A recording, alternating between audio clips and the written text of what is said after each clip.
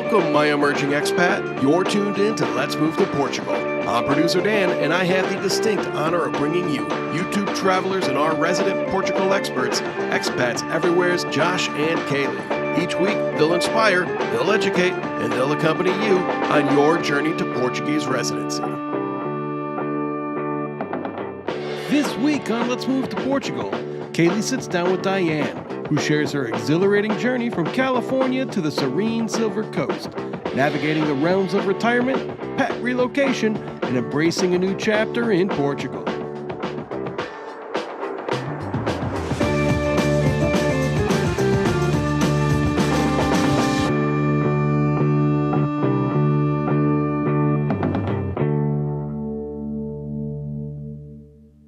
Hey, expats and travelers alike, welcome back to the Expats Everywhere Presents Let's Move to Portugal podcast. This is season 2, episode 24. Kalie, how you doing? I let you do it first this time. Back to normal. I am doing well. How are you doing? Doing well. Time just changed. So I feel pretty good. I don't feel sleepy or anything like that. No, this is the one though. When Josh says time just changed, we just had our daylight savings here in Portugal. Yes. Unlike America, who had it a couple weeks ago. But this one's the one though where you're not sleepy, right? You stay up a little later. Stay up a little later. Because you spring ahead with the hour, so you're not really tired. So there is that. Yeah, feel good. I'm actually loving how the sun is out later in the day. Yes, that's so nice. And we've After had 8, yeah, sun's still out.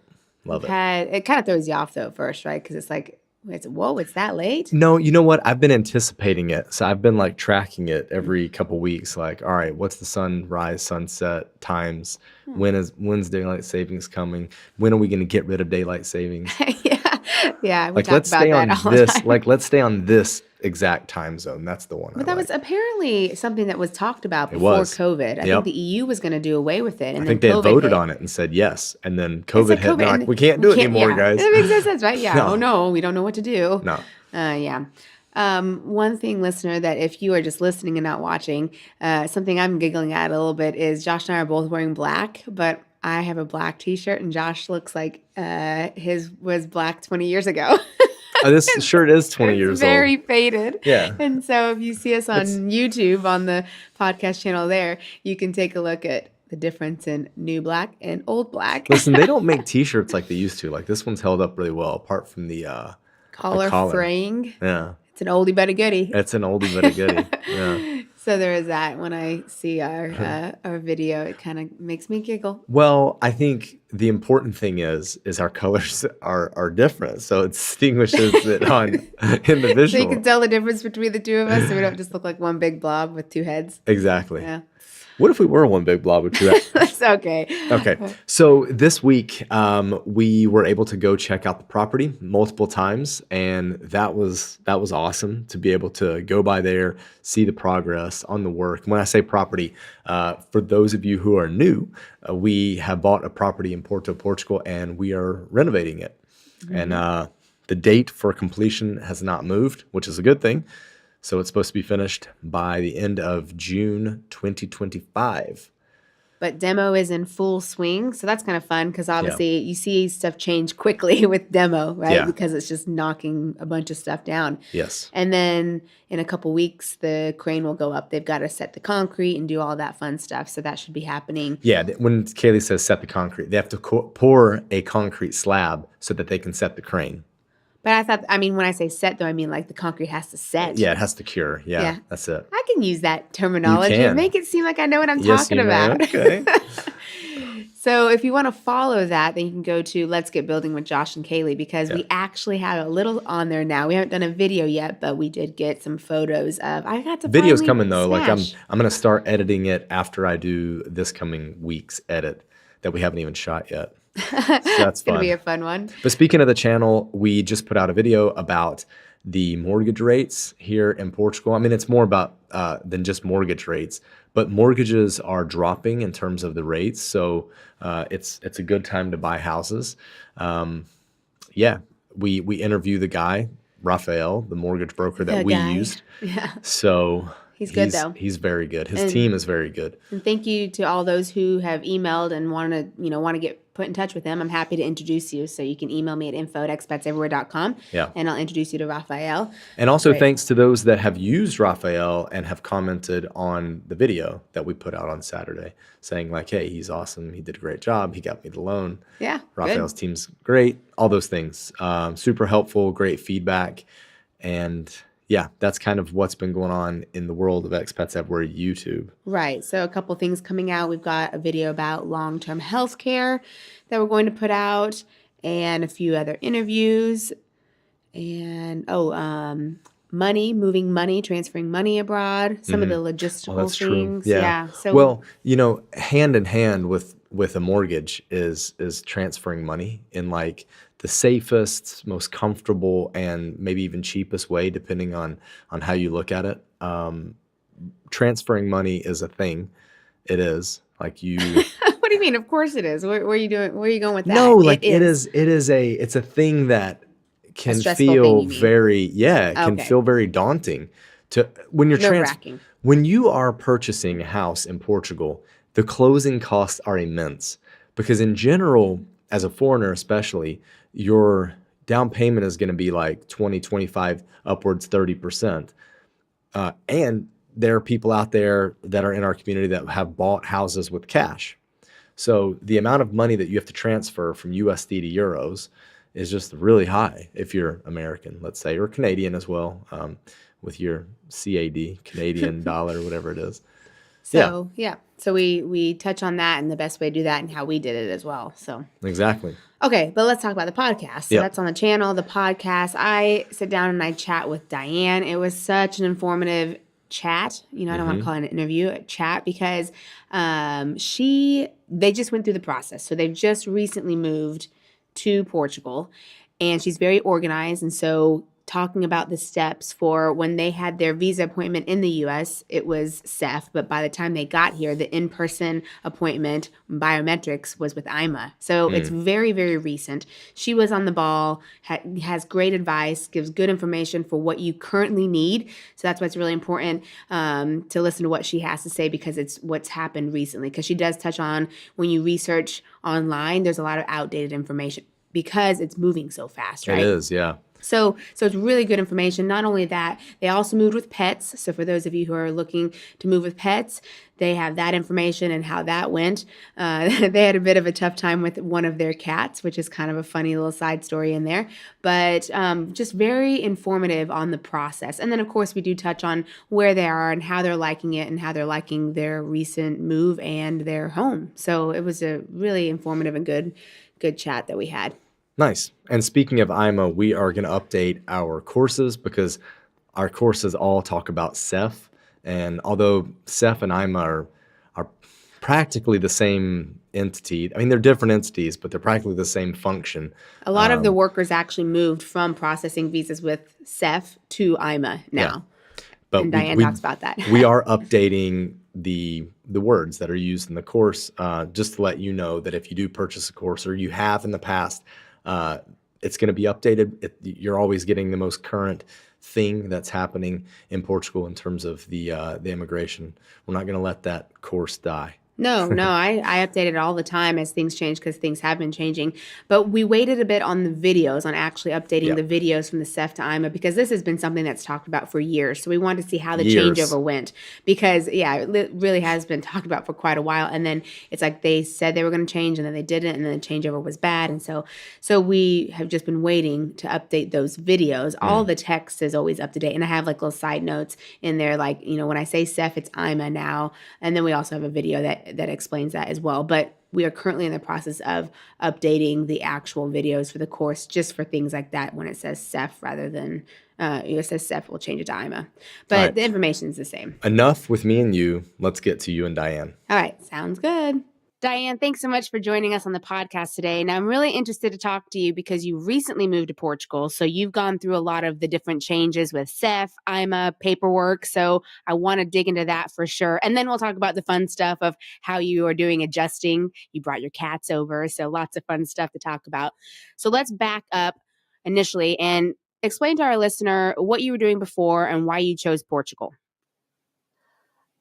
Okay, so I worked in healthcare IT, And my husband and I, prior to COVID, had been thinking we really wanted an adventure in retirement. And so we were thinking we might want to retire early and move overseas. And we had a short list of places we wanted to investigate. And Portugal was at the top of it, mostly based on a childhood visit I had where I absolutely loved the food and thought it was beautiful.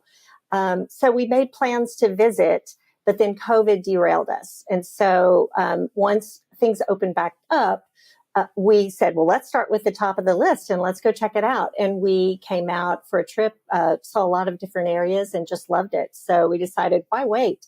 We're not getting any younger and we want to be able to run around and do whatever we want. So we decided to go ahead and retire. Did you check out any of the other places on your list, or Portugal was it and you were good with it? Portugal was it. We did a lot of investigation of the other likely candidates, and Portugal was like really far above the other ones. There was like a sizable gap. So once we came over and we were happy with what we found here, we left our scouting trip actually with 4 different cities identified that we thought we would be happy landing in. And we thought that was a really good sign. So that was it. Yeah, that is a good sign. Gives you options at least, right? Right. Were any of the other countries in Europe, or they were in different continents? South America, we did have Spain as sort of a distant possibility, but Costa Rica was our number 2, for example.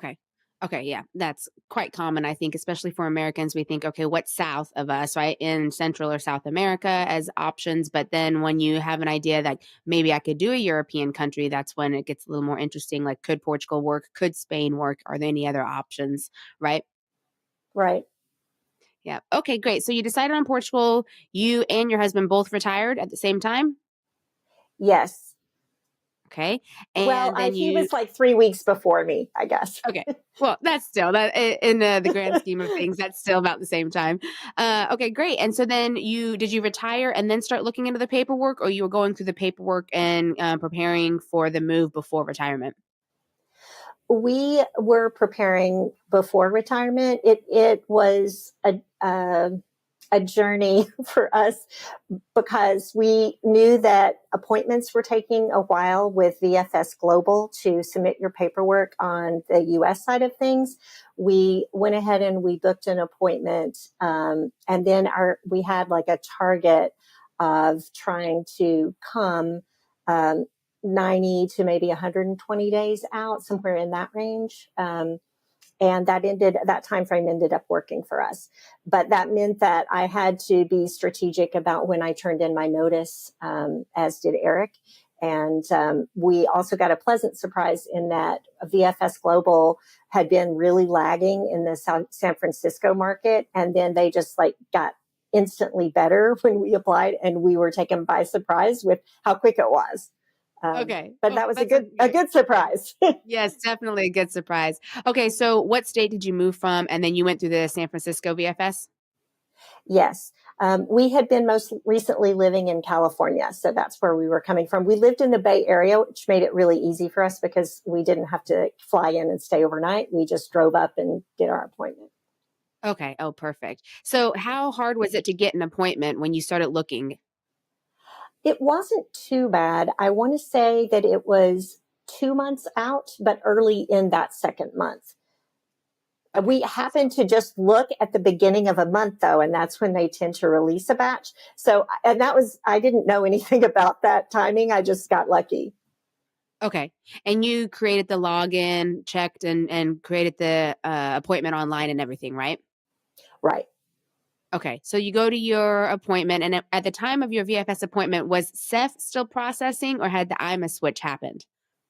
SEF was still processing at that point, but it was like kind of an imminent at any time it could switch over. I don't think they had quite announced that it was officially going to be October. They were still kind of fudging around with dates. Okay. So you were a few months before that? Like when was your VFS appointment? July 10th. Okay. So you go to your VFS appointment.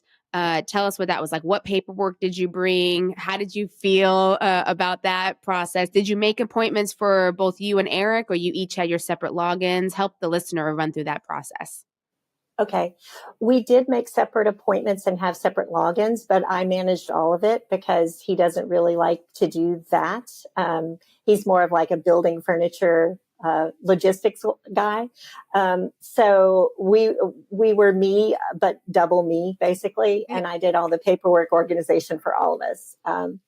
And I enjoy that type of thing. I mean, maybe not to this level, but I like organization. So I was kind of in my wheelhouse, I guess. When we went, we took the 11 required things that they indicate that you need to take.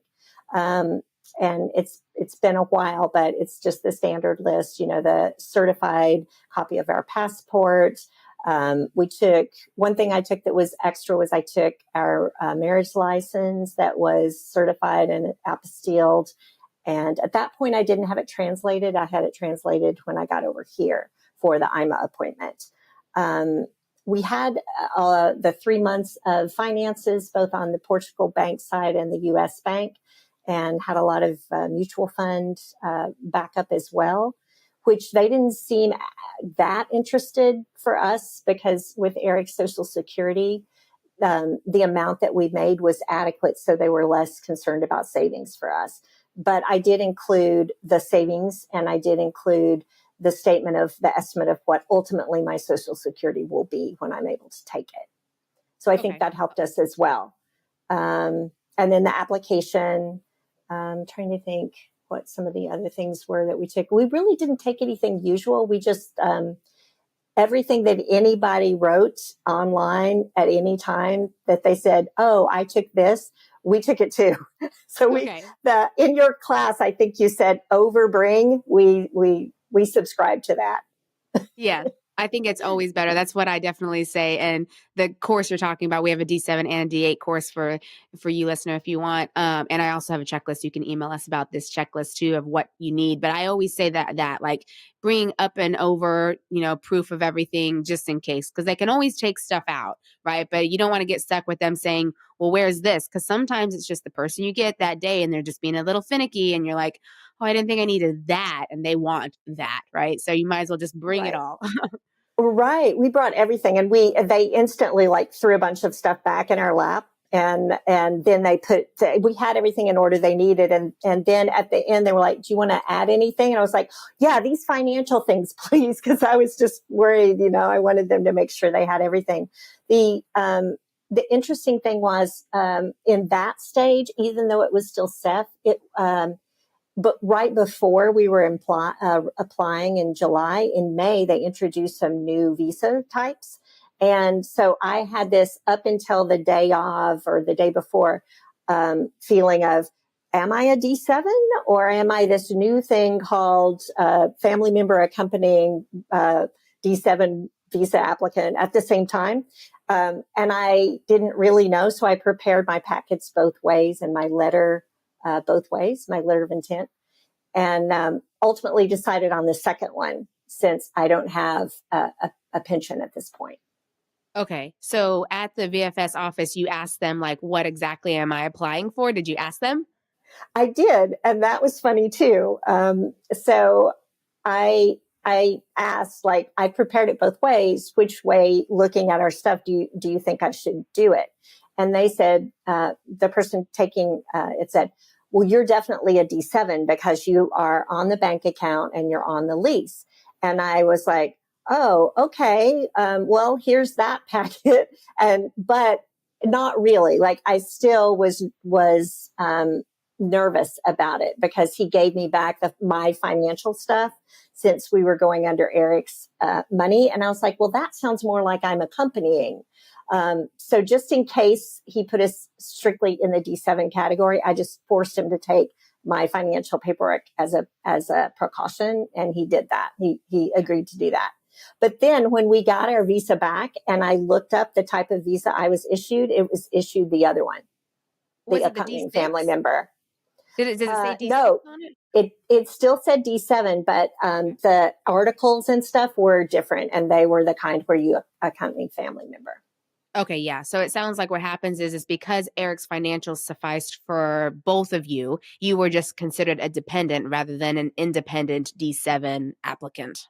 which happens a Yeah. lot. I mean, mainly it's looking at finances and can the first person, which would be Eric, financially sustain everyone, because this would go for kids as well. So can he financially sustain with what he has? But it's still good to put your financials in there as well, especially for future stuff, showing that in the future, when you do start drawing off of Social Security and such, you're set, right? Right. I wanted us to look like a very good bet, a stable bet, not just at the moment, but going forward. Exactly. Right. That makes sense. Okay. So then after you have your appointment, how did you feel? Did you feel nervous? Did you feel good about it? I always worry about everything. I'm an overthinker. So I was fairly stressed out. And we actually got one bit of information that was supposed to be put on the application the morning of our appointment. Our appointment was at noon and we got it at 10 o'clock. So that I was pretty stressed out. But after the appointment, I left feeling great. He did Eric's packet first and he gave it back and said, what was the word he used? Beautiful, I think. So Nice. I was like, okay, I think that sounds pretty good that the person who does a bunch of this likes it, So I left feeling good. And I think Eric did as well. Yeah, good. How long did all of it take from like getting there for your appointment, waiting to be called in, sitting with the person? How long was that? I believe that we got up to see him to give him our paperwork at about an hour and 15 minutes after our appointment time. And there were a bunch of people that day, not everybody for Portugal because San Francisco does France and a bunch of other countries. And France was quite busy. And then it only took us 30 minutes for him to do both of our sets of paperwork. Okay. So definitely block out a good chunk of time just in case, because you're not sure if you'll be waiting for a while, really is the big thing. Yeah. And we came early and scoped it out, made sure that we knew where we were going and what we needed to do just to make ourselves more comfortable. Right. And then did you do money orders or did you pay there? We did money orders. Okay. So part of why we went early was just to double check. And because it was the 10th of July and there'd been a holiday, the announcement of what the fees were going to be was a little bit delayed, but we did have it. We did have the information. So we got money orders, but then we went early to check to make sure that it hadn't changed, and it had not. Okay. All right, good. Okay, so you sent them off. You're feeling good about it because he said beautiful for your packet. And then how long did it take for you to hear back from them? Unbelievably, 30 days. 30 days. Okay. And did you leave your passport with them or did you wait for them to contact you? We didn't. And if you're applying at San Francisco, I'll tell you this, they are really pushy and they try to get you to leave it. And to the point where they said, oh, it's taking about 2 months for approvals. And then when we said, well, we're not going to leave our passport, we're just leaving the certified copy, they said, oh, well, it'll be 4. Like it goes in a whole different stack or something. So, and we held our ground and we're like, no, and it didn't matter at all, apparently, for us. Yeah, I always recommend that you keep your passport because you never know, what pile it goes into, if it falls on the floor somewhere, and it's just your passport, it's nerve wracking, right? So it's a lot harder to have to get your second passport or something like that. Whereas when they do contact you, you can then just send in your passport and it's pretty fast from there, right? I mean, it didn't take that long when they contacted you, right? Not at all. We dropped it in the mail. I think they had it in 2 days, and then we had it about 3 days later back. So it was 2 or 3. Right. It was very quick for us, but we're local, which helped. Okay, yeah. Okay, so you get your passport back, and then from there, how long had you planned on leaving from getting your visa to actually moving? We wanted to move, let's see, in about 2 months from when we had, an apartment to give notice on, work to give notice on. And so it was pretty fast. Yeah. Furniture to figure out a home for. Right. Okay. Was that stressful or was it exciting? It was exciting for Eric. I think it was stressful because that's kind of his part of it, especially because he retired a few weeks earlier. He really was caught up in all the furniture disposal stuff, but that ended up being easier than we thought because our friends, our neighbors and cat sitters, we swapped cat sitting. They moved into our apartment and took a bunch of our stuff. So it's kind of nice to think about that. But I was calm because like the paperwork part was done for the time being. So Okay, good. That's good foreshadowing. We'll get to that in a minute. But I want to talk about the cats because you brought your cats and you had a bit of a wild ride with it, right? Yes. Everything went really smoothly at first for the cats. The paperwork was great. The vet visit, the extra microchipping, rabies certificate planning, all of that was great. And we decided we could have flown on tap from San Francisco straight to Lisbon, but it was 11 hours. And then with all the waiting around that we would have to do on either end, we just thought that was too long for our cats' bladders. So we decided to give them a break in the middle and do 2 shorter flights. So we flew to Newark and planned to stay for about a day and a half there and then fly on from there to Lisbon, which sounds great in theory and might have been great in practice, except that our hotel had a fire alarm go off the morning of our Lisbon flight. And we had an evacuation, an ER visit, and a flood between then and our flight to Lisbon. So it was absolutely crazy. My female cat is still not quite over it. And we managed to catch the shuttle to the airport 5 minutes before it was due to leave, because that's how much of an effort it took to get her back into her carrier. So I don't know that I would do it again that way, but it was just a fluke, a comedy of things coming together. Do you think it was the fire alarm that ultimately did her in, or the flooding? I think it was a combination. She's very sound sensitive, and the fire alarm and us trying to evacuate with both cats. She didn't want to be shoved in, and she was freaking out. But I think if that had happened in our home, not in a hotel, it might have been different. And she'd spent a whole day in her carrier and wasn't too thrilled about getting back into it, I'm sure. So it was sort of a lot of things, but mostly the fire alarm. Okay. So do you think that it would have been, in your personal case, would it have been better to just take that 11-hour flight, or what do you think for your cats at least? I think with hindsight, I would have done it. And especially if I'd only had female cats, which are less at risk for like holding it than boy cats, but I had one of each. So I just was being cautious. But I think having to do it again, I would have done the direct flight. Yeah, that makes sense. Because I'm not sure with cats, but with our dog, we would travel with him in the cabin because he's so small. So I would take those little like pee pads, and every few hours we'd go into the bathroom, put one of those down, and let him pee if he had to. Just that was my little thing that I would do to make sure he wasn't holding it too long. I don't know. Can you do that with cats or? You can try. We had pee pads for hours, but mostly cats tend to just, hold it the entire way if possible, which is kind of not great. But you can do some adjustment things like not feeding them as much, which is recommended anyway, and just being careful about the amount of water. So we were prepared, I think. And what some people do is if they have good travelers, especially with dogs, is they just take a little road trip and they go to one of a place like Newark or Boston that has a really short direct flight. So they have one flight, but it's shorter than 11 hours. Yeah. And definitely. We could have done that, but we just opted not to.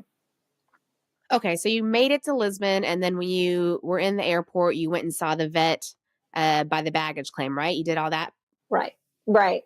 And that was really smooth. Getting there was a really long walk carrying carriers.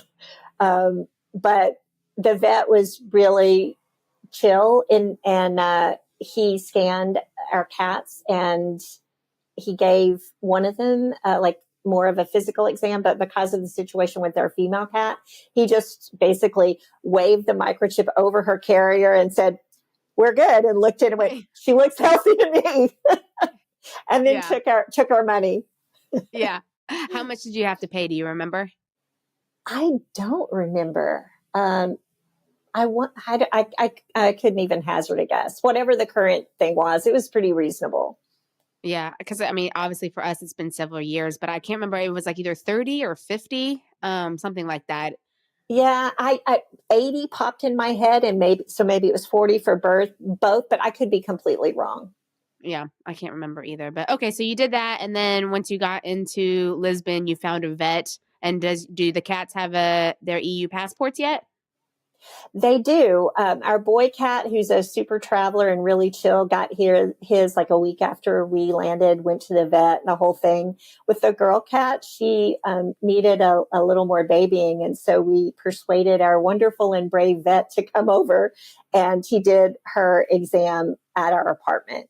And they both have their passports now. Okay, great. And so your female cat is still a little in shock or getting better?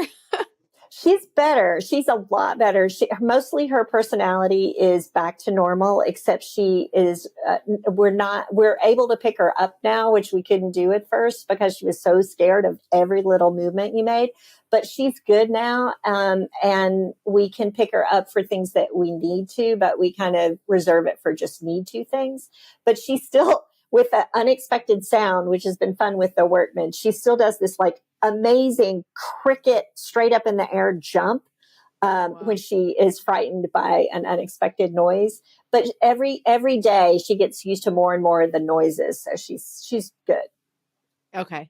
All right. Well, that's good. It should get better, right, as time goes on. Yeah. Like at first we were like, what are we going to do with this cat? Because she was just so freaked out. But her brother was really good at kind of teaching her how to be a cat again, and was really patient with her. So having two was really helpful in that sense. Oh, that's sweet. Okay, good. So you've landed in Lisbon. Are you staying in Lisbon or Greater Lisbon? Where are you located? We are up on the Silver Coast, but fairly close. We're in the Caldas de Rainha area. Okay. So did you take a car from Lisbon there? Did you have that already booked, or how did you get to your apartment that you had? We had a transport already booked, and because we'd brought 4 large of the 50-pound bags with us and 2 cat carriers, we booked a van. And he met us, and we had no issue with that. Helped us get our luggage in and up to the apartment. It was a really good experience. Good. And you didn't ship anything. You just came over with those bags. We came over just with bags. Yes. Yep. Okay, great. So after you got there and you settled, was the apartment furnished, like everything set up, or did you have to set anything up? No, it was just partially furnished. And so we had a lot of setup to do, which was really fun. But it took a really long time. You can see behind me, like most of my walls are mainly still blank. It just takes time to get it all in there. How long have you been in there now? We got here on Halloween. So okay. 4 months. Good. Yep. Good. All right. So then when you got approved, did they assign you your in-person appointment in Portugal, or what was the next step paperwork wise and visa wise? We were very lucky. We both had appointments assigned with a little stamp in the visa with the URLs. And we were at the same location on the same day and the same time. And we were just like, oh my gosh, things are going so well. Yeah. So we were in, but we were a little nervous because we were assigned to an appointment in Lisbon at the busiest one.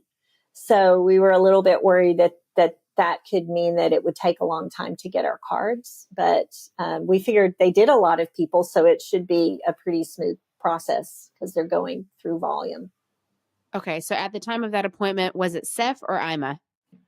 It had changed to AIMA at that point. And we knew that beforehand, because it happened, close, but not so close we would be completely surprised. So we made sure we went online and we got the new application form that's basically the same as the old SEF one, but it has an AIMA logo on it. Okay. So we printed that out. We filled everything out on that. And the day of our appointment, the lady pulled it out of our paperwork, pointed to the AIMA logo and was like, AIMA, good. And I was like, SEF, and I mimed like crumpling up paper and threw it over my shoulder. And she thought that was funny. Although she worked for SEF for 25 years before she worked for AIMA. So, okay. So she just got shifted over doing the same thing, but for AIMA rather than SEF, probably. Right. And I think that happens a lot. And so don't worry that they're going to just be completely newbies at this, because most of them have been doing it a long time, as our lady had been. Okay. And what did you take with you in addition to that application? We took really all the same things, except less of it, honestly. We took full printouts of our Portuguese bank accounts and statements, and we had 3 months of our mutual funds and our U.S. bank kind of sitting in a separate pile, and prepared to give it to her. And she didn't take it from us. She had what she needed, but we had the same financial set and most of the same paperwork that we had before. We did include the apostilled marriage license, the certified apostilled, and I had gotten it translated here in Portugal, and she did take that. Okay. I think if they had considered me a true D7, that might not have been necessary, but with the accompanying family, I think it probably was. So a good idea to get it. Mm-hmm. Yeah. Or if you have kids, that's another thing that I always tell people, the marriage license and the birth certificates that needs to be in the packet if you have kids. So that's a big one too. Yeah. But so I can't think of anything completely unusual that we took, but we did print out from the SEF. They were still using the SEF website, and we had our appointment page. And so I went on and I printed that page that showed my appointment and my time. And I printed one for Eric. And when we went to AIMA that day and we were outside, we had those paper with us to show our appointment time, which ended up being really a great thing. There was a huge line. Yeah, huge line. And we had this 8:30 appointments, and we stood, we had read online, don't worry about the huge line, stand over if you have an appointment, because the big line is for people without appointments. And so we stood kind of over to the side. And when the guard came out, he came out and he said in English, I want to just see the people with 8 and 8:30 appointments. And I walked right up to him and showed him the paper and pointed to the 8:30, and he just waved us right in. So that was great.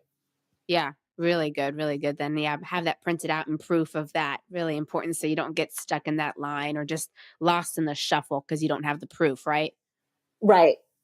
Yeah. Okay. So you had that appointment. How long did that appointment take?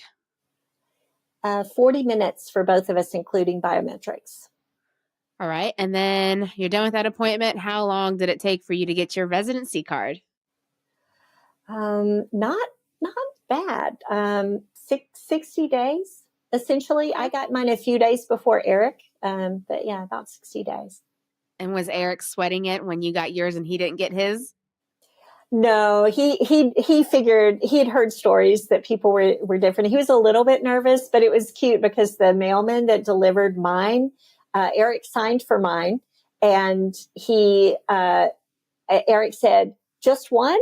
And the CTT guy said, yours will be here soon. Of course, he had no way of knowing that, but it was cute that he thought we needed reassurance. That is cute. Do you think if Eric's came first, would you be freaking out, or you'd be okay with it? My personality would be like every day I would be like refreshing on the SEF website to see if anything looked different. Yeah, I would have been. So it was great that it was the other way around. Yeah, that's the same with me and Josh. I would be freaking out, but yeah. Okay, good. So that's all the paperwork stuff out of the way, which I think our listeners are going to be super interested in because it's ever changing, right? So it's nice to hear your perspective because you just went through it recently with VFS, it was SEF, then it's AIMA, but now you're here and you're in the Caldas area. How are you liking it? Is it too big, too small? Have you met people? Tell us about your experience. We love the area. it is, by our standards, it's a fairly small town, but there are other small towns in the area. And so it's sort of, I say we live in the Caldes area because it is. It's like an area with a nice community. It's got an expat community, but it's not huge. When we first got here, it's beautiful and green, and it's convenient to the ocean, and it actually has quite a bit going on for a town of its size, and that was the main appeal for us. And being relatively easy to get into Lisbon was also nice as well. But we did choose to have a car, and in a smaller area, I think it's really helpful to do that if you're not in Lisbon or Porto, especially.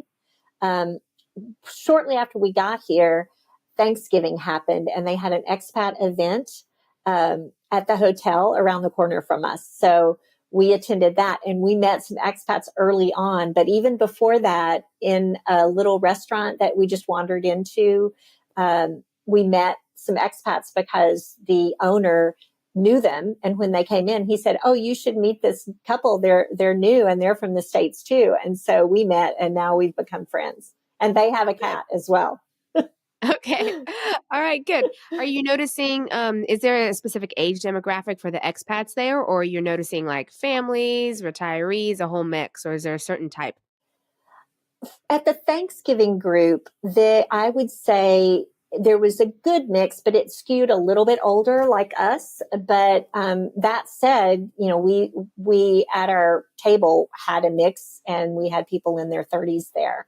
So I would say mid 30s and up was what the group tended to be.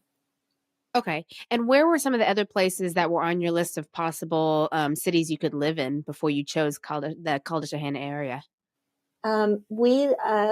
Nearby, we liked Lydia a lot. That was number 2 for us. And then the other 2 that we liked were closer to where you are.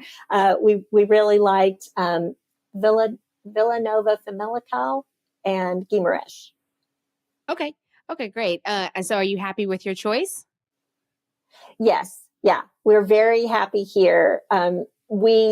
It's funny though, because one of the things that made us gravitate toward this area, other than just the feel, was we were a little worried it might be too cold and wet and rainy for us, even though we'd lived in the Bay Area in California, and we were kind of used to that type of weather, like the San Francisco weather.